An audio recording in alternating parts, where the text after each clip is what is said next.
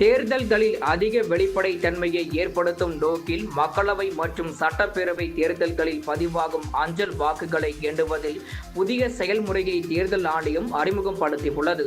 தற்போது வாக்குகள் எண்ணும் நாளில் அஞ்சல் வாக்குகள் எண்ணும் நேரம் காலை 8 மணிக்கும் மின்னணு வாக்குகள் எண்ணும் நேரம் காலை 8:30 மணிக்கும் தொடங்குகிறது. மின்னணு வாக்குப்பதிவு இயந்திரங்களில் பதிவான வாக்குகள் அனைத்தும் எண்ணப்பட்ட பிறகே அஞ்சல் வாக்கு முடிவுகள் வெளியாகின்றன. இறுதி முடிவில் தில்லுமுள்ளு செய்வதற்காக அஞ்சல் வாக்கு முடிவுகள் தாமதப்படுத்தப்படுவதாக எதிர்க்கட்சிகள் குற்றம் சாட்டி வருகின்றன. இந்நிலையில் அஞ்சல் வாக்குகள் எண்ணுவதில் புதிய நடைமுறையை தேர்தல் ஆணையம் கொண்டு வந்துள்ளது. இதன்படி மின்னணு இயந்திர வாக்குகள் கடைசி 2 சுற்றுகள் எண்ணுவதற்கு முன்பு அஞ்சல் வாக்கு எண்ணிக்கை முடிவை அறிவிக்க வேண்டும் என்று தேர்தல் ஆணையம் தெரிவித்துள்ளது.